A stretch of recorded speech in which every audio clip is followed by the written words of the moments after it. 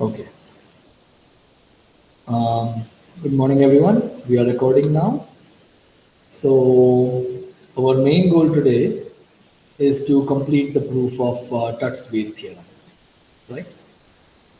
And just to remind you, what we have done so far is, so what's the statement of the theorem? We have a simple three-connected graph. We are assuming that no edge is deletable and no edge is strictly contractible. In that case, our goal is to show that the graph has to be a wheel. That's the only possibility. Okay? We applied Thomason's theorem because we can assume our graph has at least 5 vertices, otherwise it is easy to see the statement holds. And we took a contractible edge, which is not strictly contractible by our assumption. And then we showed that there is a certain special substructure in the graph, which is basically a subgraph with special properties. We called it a partial K-wheel.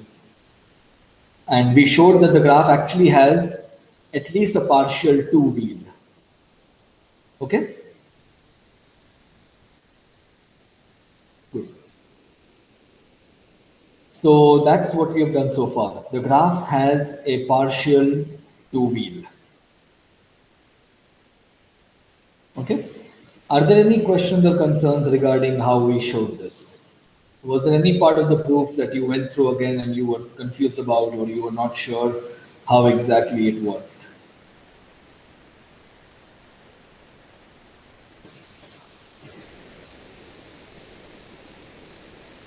Okay, if not, we are going to start from step 2 today. There is going to be some repetition of arguments. So if there was anything that was not clear, it might be clarified again today because we will see similar arguments. In fact, almost the same arguments in some cases. Okay, but I don't mind repeating a bit because this is the most complex proof we might be seeing in this course. Okay. And that repetition can be avoided if you are more careful in writing, but that is not my goal here. Okay, so what we are going to do is we are going to take a maximal partial K wheel where K is at least 2. Okay, we consider a partial K wheel for K at least 2 that is maximal. Okay, what do I mean by maximal? It is a subgraph that is a partial K wheel. So no proper supergraph of this should be a partial K wheel, right? So we include as many vertices and edges as possible, and now we cannot make it bigger while keeping the property that it is a partial K wheel. Okay? So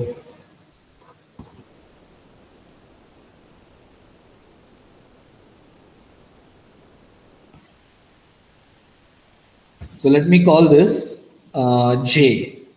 Okay, so this is our partial K wheel that is maximal. So no proper supergraph of J is a partial K wheel. I won't write K, I will just write partial wheel. Okay? Because the value of K will increase for J. Exactly. Right. Value of K will increase for J. Right. So let me just say a partial wheel is a partial K wheel for K at least 2.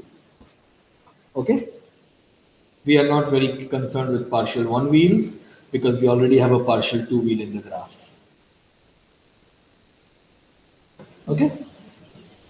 So what does a partial K wheel look like? Just to remind you, it looks like this. You have a vertex V0, V1, V2, Vk minus 1, Vk. We call these edges E0, E1 up to Ek minus 1. Okay? We have a vertex H, which is not on this path, which is joined to everybody on this path. All the vertices of this path except the first and the last vertex, they are vertices of degree 3.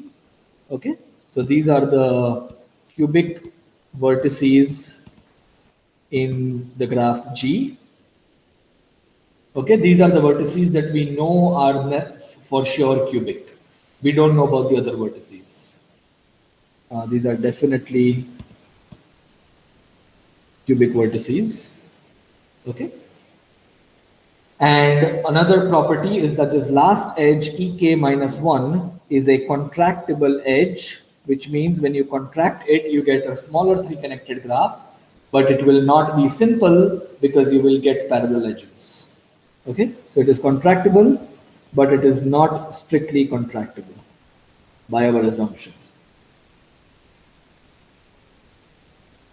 Okay, so that's the definition of a partial K-wheel. We wrote it down here. So, sir, we can say that since the edge ek minus 1 participates in a triangle, so that it cannot be strictly contractible. Yeah, that's right. That is part of the reason we have that triangle there. Yeah. Yeah, part of the triangle. Yeah. And also from the assumption, you can also say that his edge is not. That's right. That's right. Yeah. Okay. So that is what we have. This is our step 2. Now we move on to step 3. In step 3, our goal is to argue that this. Sir, I have a question. Yeah. So when you are saying that the vertices V1 to Vk minus 1, they are cubic. Cubic in G means they have the degree 3 in G. So Yeah. basically there is no other edge incident to them other than the wheel edges. That's right. Yeah. Yeah. Okay. So our step 3 is going to be to show that this subgraph J, our partial K-wheel, is basically the entire graph with some additional vertex or edge, right? So I will just say our step 3 is to show that G is almost the same as J. So maybe some additional vertices and edges, but not much, right? In particular, our goal is to show that G is a wheel.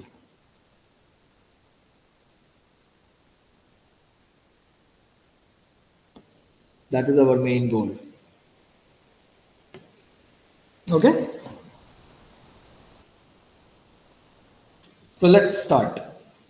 So let me draw this partial K-wheel once again here.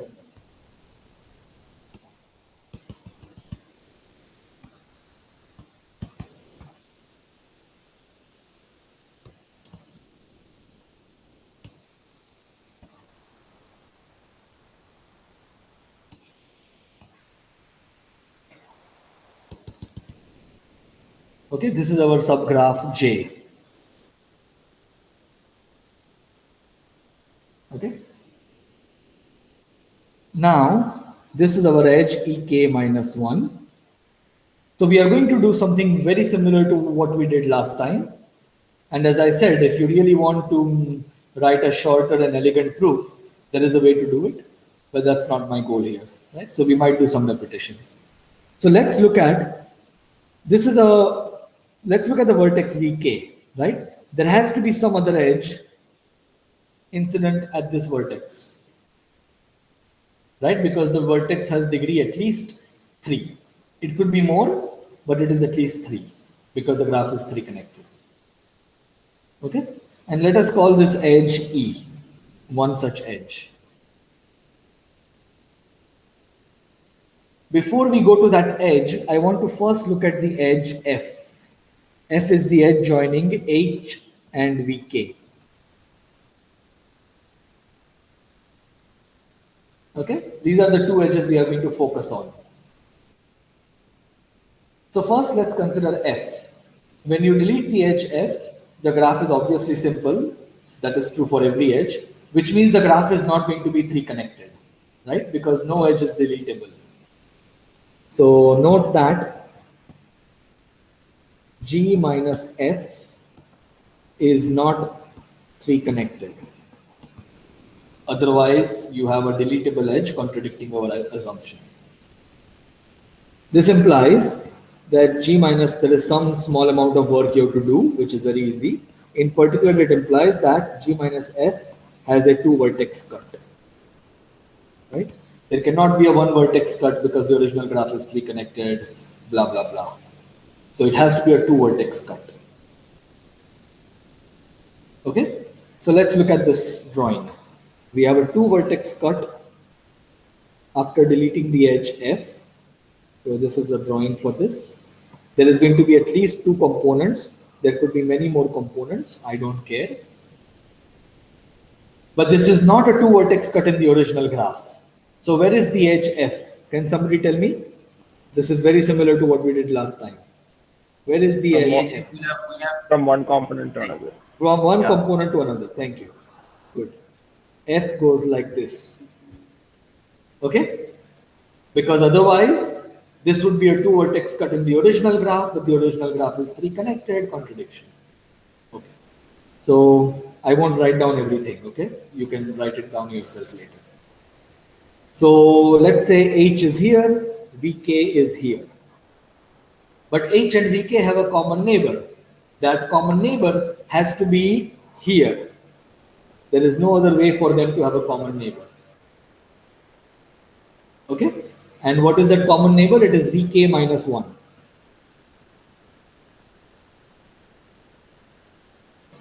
Okay? And this edge is Ek minus 1. Okay?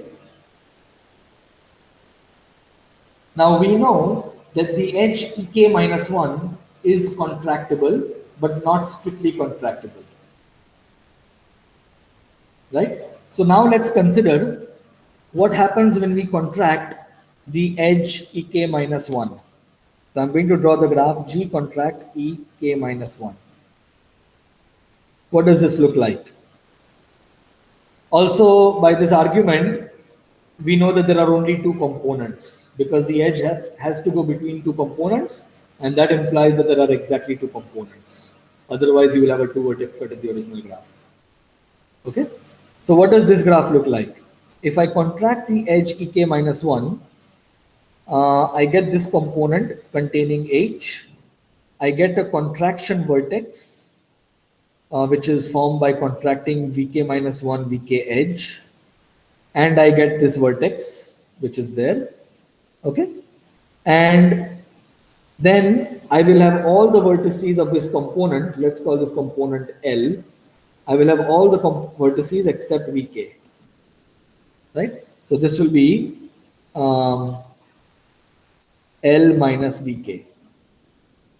And all the edges from L minus Vk will have to go either into the contraction vertex or into this vertex. So all the edges go like this and like this. Which means that this is a two vertex cut unless this is the empty set. Okay? In that case, this will not be a two vertex cut.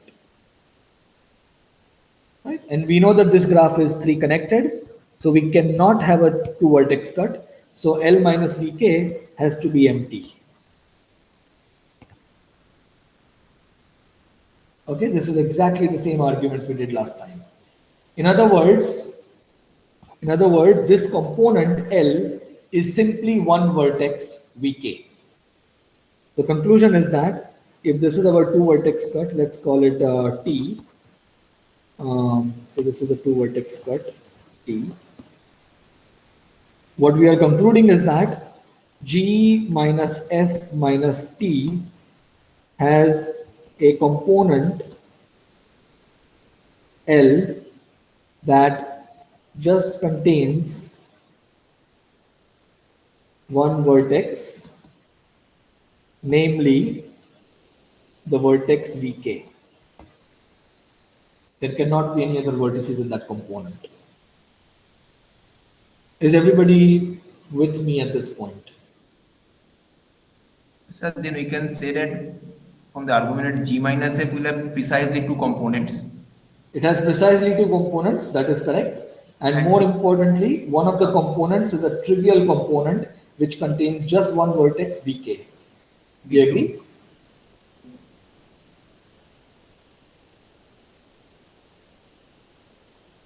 Okay.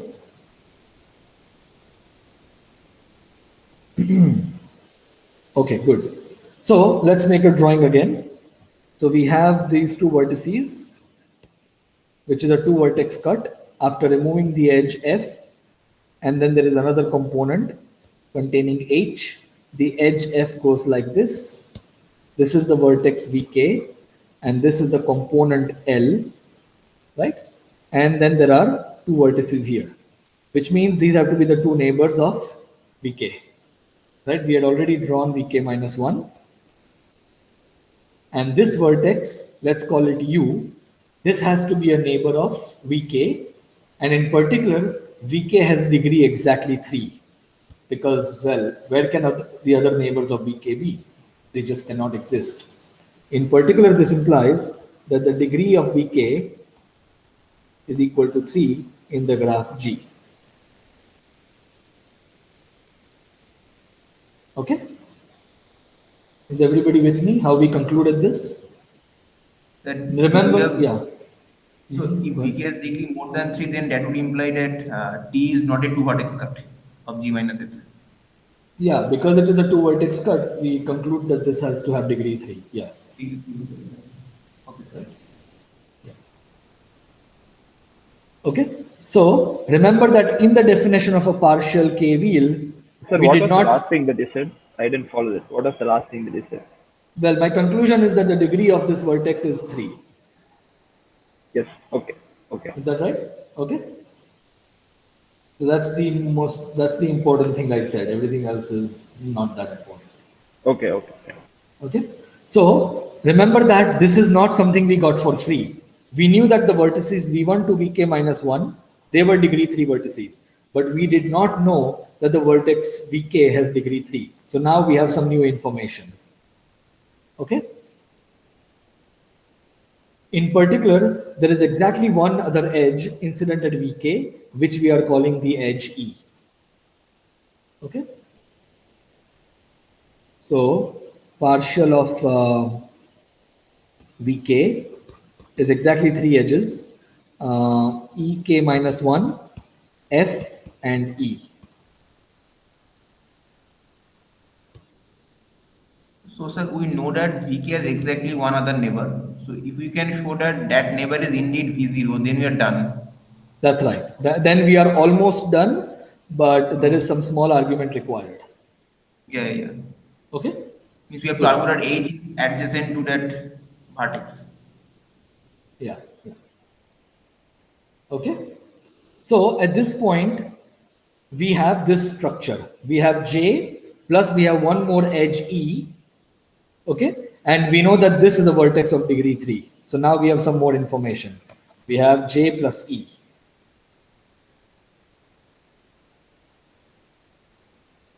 And this is the vertex U.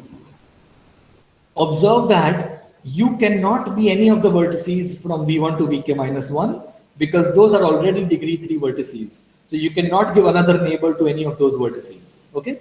So the only possibility here is U is either equal to V0 or it is a new vertex completely. Those are the two possibilities we have. Because U also cannot be H because our graph is simple.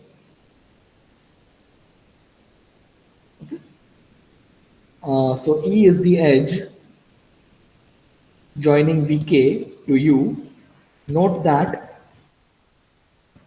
U can be either equal to the vertex V0 or otherwise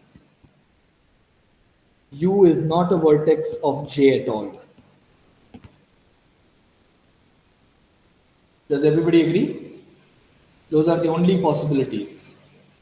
Either it is equal to V0, otherwise it cannot be a part of J. It has to be a new vertex.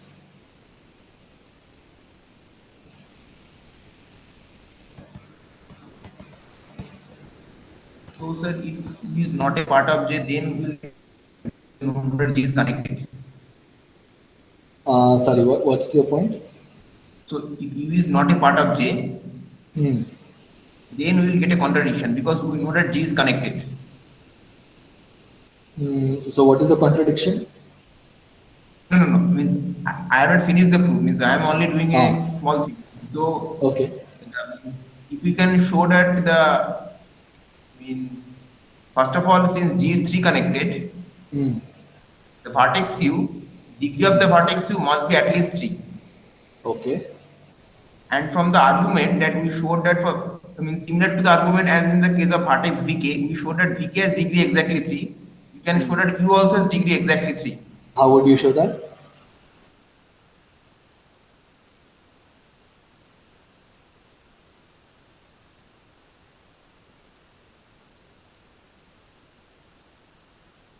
Right? Around the vertex Vk, we had a lot of information. Around the vertex U, we don't have a lot of information. We can say that the edge HU exists in G Why? because since the graph is three connected, we must Ah. have three internal disjoint path VKU, Hmm. and since means there are only three edges linked to VK, Hmm. so we must have an edge between U and H. But why can't we have a longer path which is not drawn in the picture here? Why should there be an edge?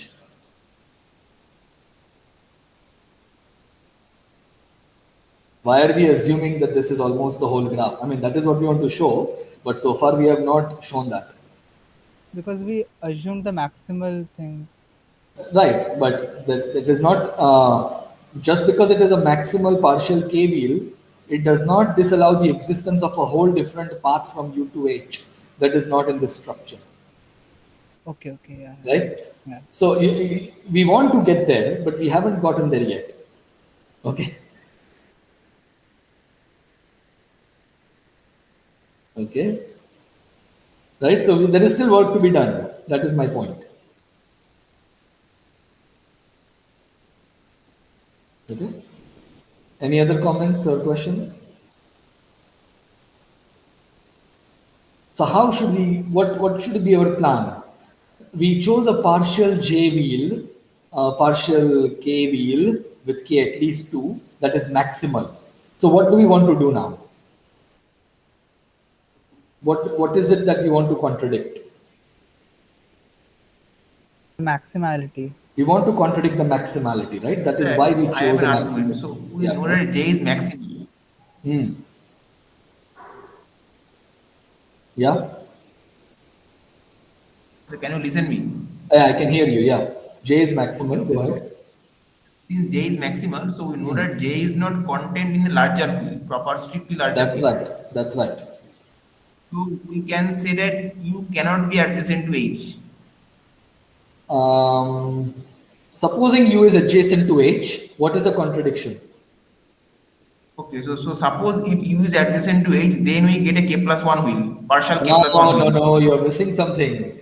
You're being fooled by the drawing. It looks like a K plus 1 wheel, but you have to check all the conditions. What are all the conditions of a K plus 1 wheel? Let's go there. Okay, so I got it. No, but Means the you're on the last right edge may direction. not be a contractible edge. Exactly. We want the last edge to be contractible. So let's go there. So the next claim is going to be to show that this edge is a contractible edge. Okay? We will show that. Okay. Okay, let's go. Okay, so Claim. sir, Yeah. if we indeed can show that edge is a contractible edge, Hmm. then we can claim that U cannot be adjacent to H. Right. Then we'll be a step closer. So let's focus on contractible edge. Okay? So we want to show that this edge E is a contractible edge. Okay? Because in the definition of a partial K wheel, we need the last edge to be a contractible edge. Okay? That is the third point here. So if we want to contradict the maximality, we need to show that this edge is a contractible edge. Then we need to show that there is an edge joining U and H. And then we will have a partial K wheel that contains J properly, contradicting the maximality of J. Okay? So let's argue that E is a contractible edge. Well, supposing it is not contractible. Suppose not.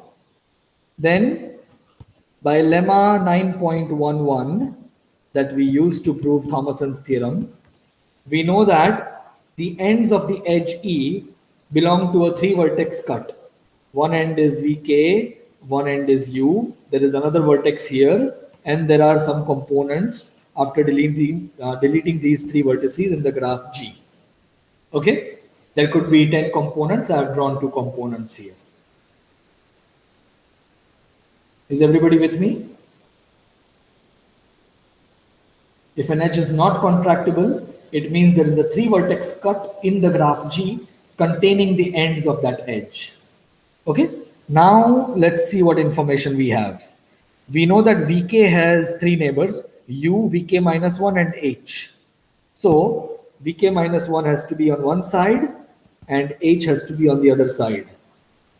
Otherwise, you will get a 2 vertex cut in the original graph.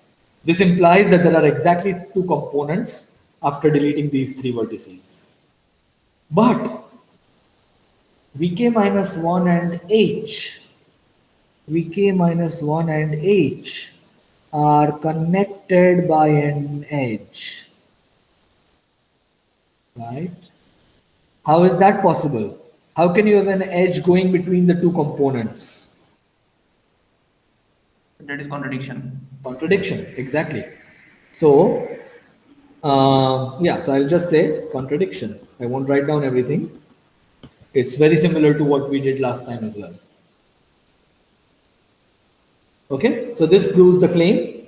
We get a contradiction. Therefore, this edge is contractible. Okay, so this is now a contractible edge. E. What does that mean?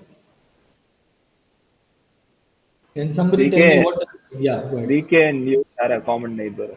VK and U have to have a common neighbor because it is not strictly contractible. So the graph cannot be simple. And that means that the 2 ends of the edge E, they must have a common neighbor. Good. Since E is not strictly contractible, VK and U have a common neighbor. Who is that common neighbor? H. It has to be H because VK minus 1 is already a degree 3 vertex, right? Because K is at least 2, so VK minus 1 is at least V1 and V1 is going to be a degree 3 vertex, right? And all vertices between V1 and VK minus 1 are degree 3. So the only way for VK and U to have a common neighbor is if U is adjacent to H. This implies that HU is an edge of the graph G. Okay, so let's make this drawing. So I will remove this because so this happens. Okay, now of course this drawing is misleading because as I wrote earlier, U equal to V0 is possible. Okay, until now we did not make use of any assumption. We did not say that U is not equal to V0 or U is equal to V0. So all our arguments did not rely on whether U is the same as V0 or not. Okay, so what happens if U is not equal to V0 as I have shown in this drawing? Supposing U is not equal to V0, what can you say? K plus Sir, 1. Okay, one of you please. Sir, how can we equal to V0 because that is a partial wheel, right? 2 endpoints path must be distinct. Well, what is stopping you from being V0? The wheel is J, U is not part of J, right? So there is nothing in the definition of a partial K wheel that is stopping U from being equal to V0. So in that But- case, the path is cycle. No, the path is not a cycle. The path is still a path. You are including another edge and then you are getting a cycle. So that is not the same as saying the path is a cycle, right? The path is still V0 to VK. The definition does not prohibit VK and V0 from being adjacent in the original graph G. Okay, okay. Okay? But supposing V0 is not the same as U, then what is the contradiction?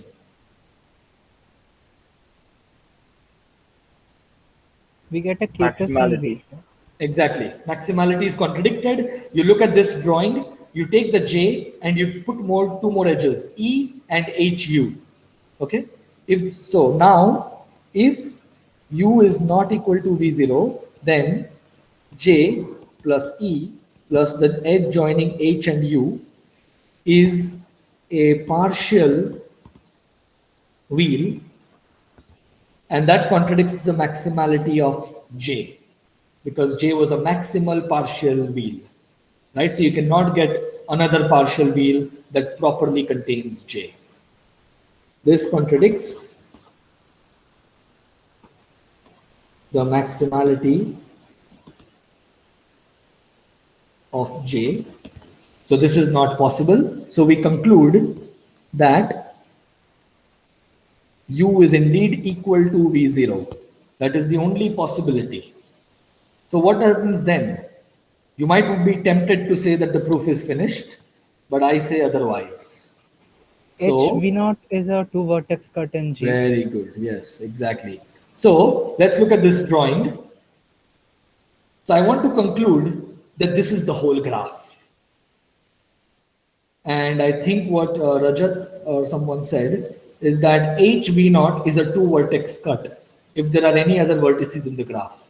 Supposing there are other vertices in the graph, where can they go? Where can they be adjacent to? They can't be adjacent to V1 to V, because those are all um, degree 3 vertices. I think I erased the K, sorry. Those are all degree 3 vertices. So the only place they can be adjacent are H and U0, V0. And that means that HV0 would be a two vertex cut in a three connected graph contradiction. So the last claim is that the vertices of J are exactly the same as the vertices of G, and the proof is that otherwise those two vertices H and V0 is a two vertex cut in G, and that is a contradiction.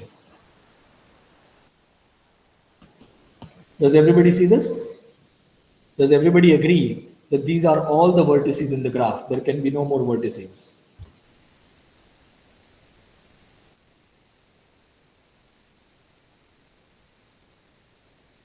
So basically, after showing U equal to V0, we are showing that there are no other vertices which does not belong to this wheel.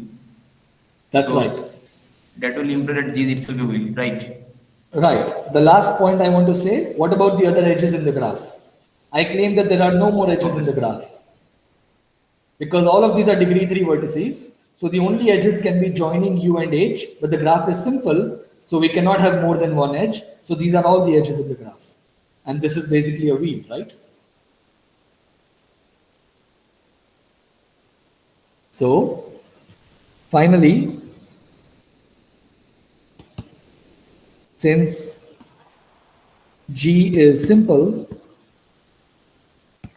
G is equal to J plus E plus HU or HV0. And this is nothing but a wheel.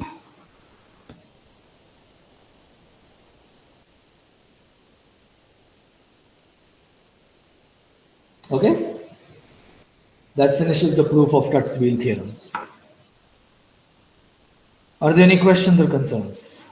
Is there any part of the argument that was not clear that you would like to see again? So now this is, oh,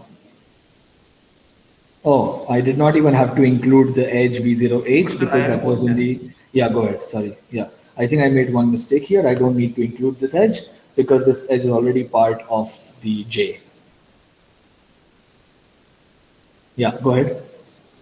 So after showing U equal to V0, you have simply shown that there are no other vertices.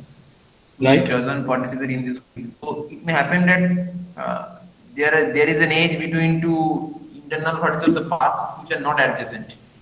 Can that happen? So then how can we handle that case? They are all degree 3 vertices. So how can there be more edges in this drawing? We have degree 3 vertices whose all neighbors have already been identified, Okay. right? Yeah, Okay, sir. Okay, sir. yeah, good. Sir, Yeah. by Krishnan? symmetry, could we, before concluding by symmetry, could we have said that even you would have had degree 3 also? Not quite, because the symmetry is actually broken, right? Because in the definition of a partial K-wheel, we just required the last edge to be contractible, Okay. right? Now, actually, I think you have a valid point, because once we show a Because, partial yeah, two-wheel, yeah, once we show a partial two-wheel, you can say that you can actually change the definition of a partial K-wheel and say that the first and last edge are both contractible.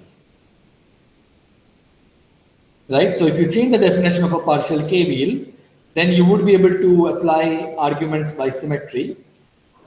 And then you would be able to skip the, let me see, so if both of them are degree 3 vertices, um, but then they both have one additional edge coming out, you still need to argue that they have to be adjacent with each other. So I'm not sure if you would actually save yourself from any of the troubles. Okay, okay. Right? I see. So, but you can give it a try. So give it a try, change the definition of a partial K-wheel and see if you can shorten the proof. I would be Okay, quite curious to know what happens. okay, sir. Okay. Good. Any other questions or comments?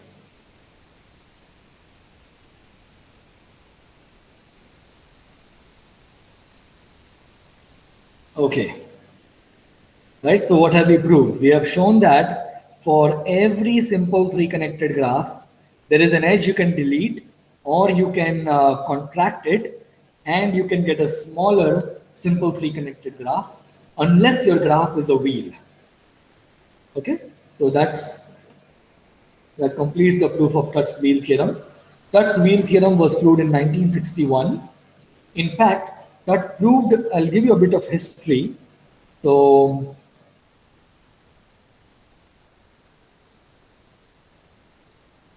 we have some 10 minutes. So Tutt actually proved a theorem in the context of matroid theory called the wheels and whirls theorem. Because in matroids also, I'm not defining a matroid here. I wouldn't even be able to do it right now without any preparation. So in matroids, you also have notions of connectivity, which coincide with graph theoretic notions of connectivity. In particular, vertex connectivity, it coincides. So there is a concept called three connected matroids, and it is in the context of three connected matroids that Tutt proved this theorem.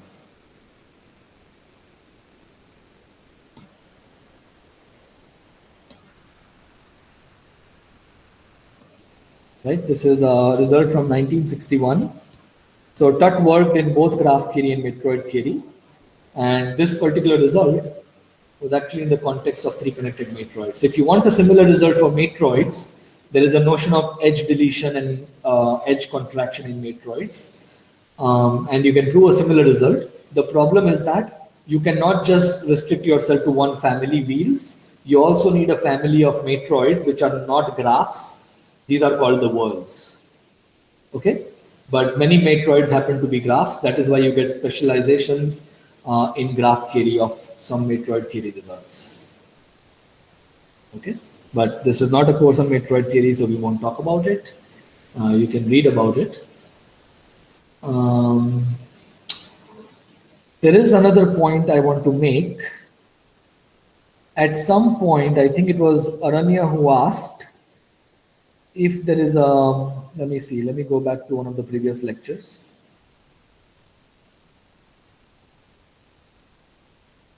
Okay, so I think when we looked at this theorem, there was a question that in the ear decomposition result, if you have a non-separable graph, you take any non-separable subgraph, Then from there, you can make a near decomposition for the actual graph. Right?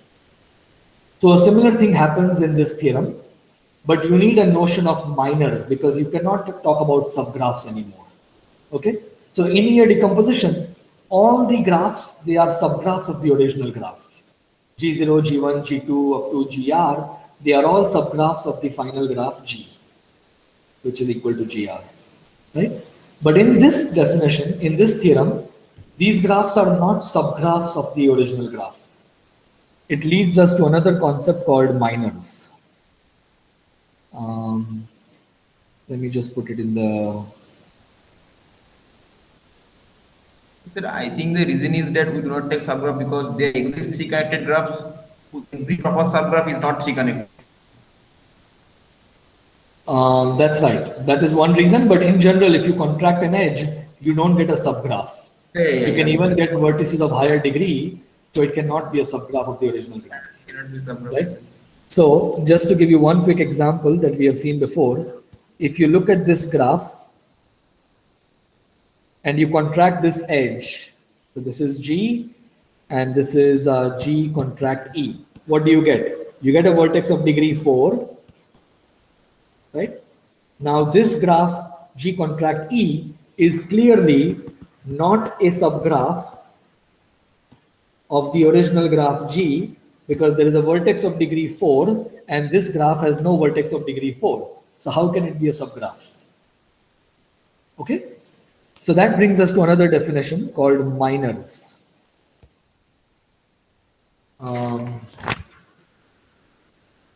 Okay, so your voice is cutting, sorry. Your voice is again cutting, sorry. Can you repeat?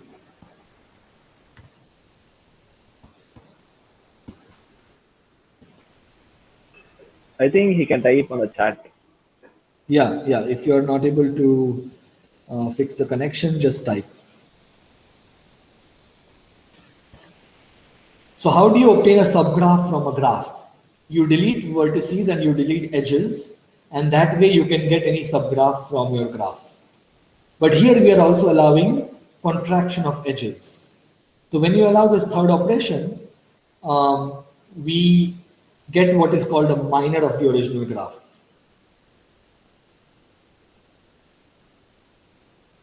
Yes. Okay, so our example here is a 3 regular graph, right? And we have a vertex of degree 4 here. So minor of a graph is any graph obtainable from the original graph by 3 operations, by a sequence of the following 3 operations. 1, you are allowed to delete delete edges.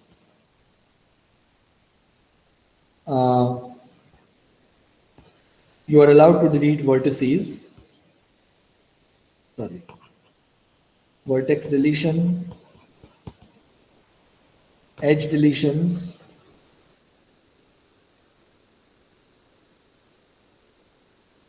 and finally, edge contractions.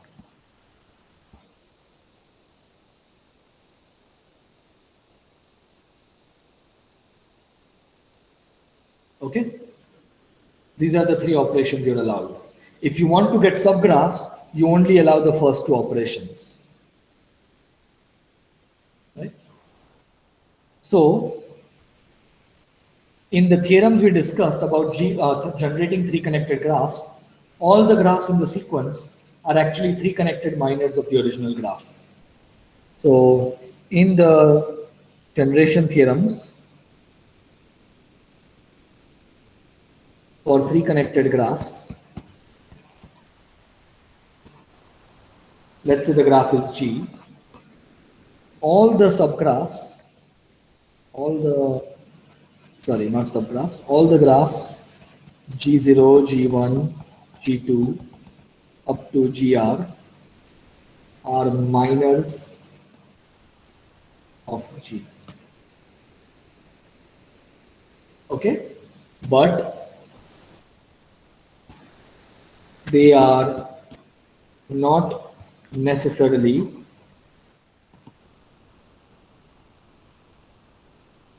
subgraphs of G. Okay, as you can see in this example, this is not a subgraph of G.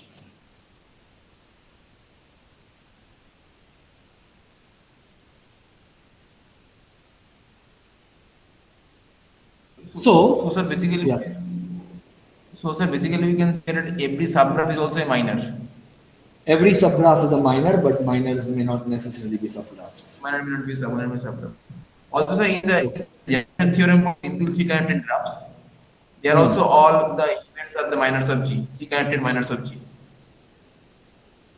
Sorry, can you repeat that?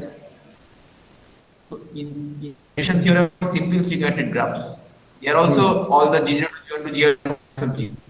Three connected Yeah, in minors both of of the theorems, we had two theorems. In both of them, this is true, right?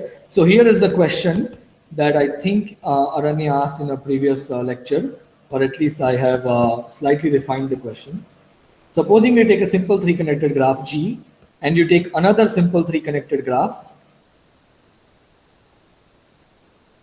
that is a minor of G.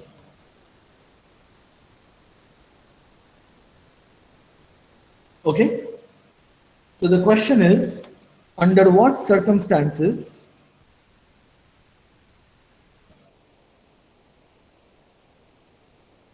can you construct the original graph G from the graph H by just adding edges and expanding vertices of degree 4 or more, so that all the graphs in the sequence will also be simple and three connected?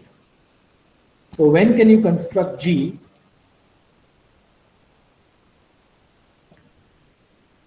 from H by adding edges and expanding vertices of degree 4 or more, such that all the graphs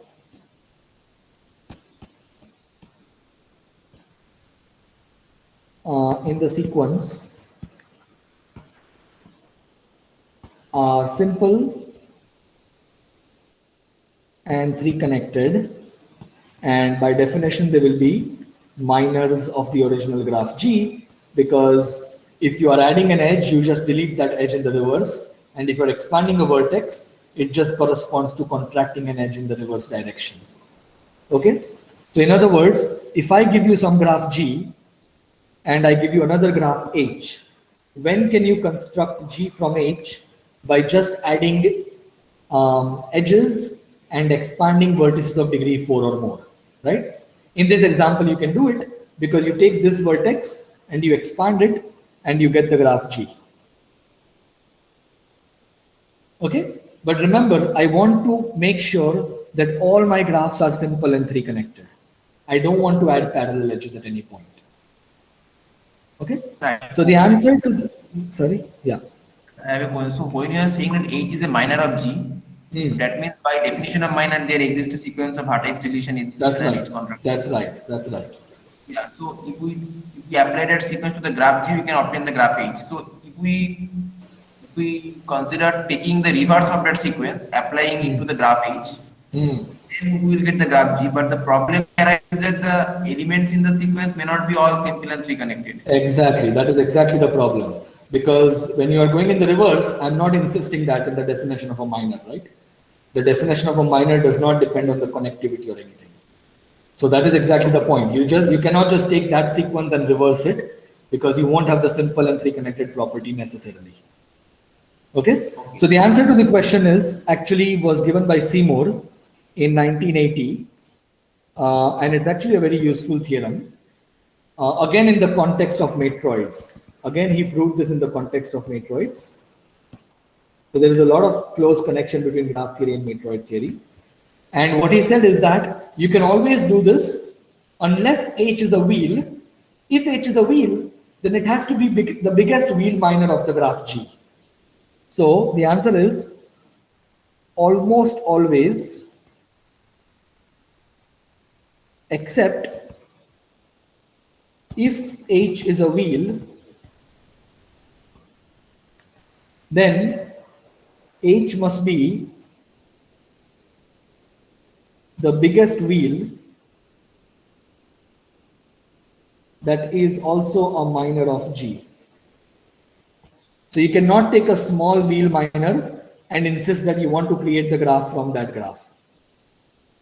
You have to take the biggest wheel, and if it is not a wheel, then you can always do it. That's not a problem.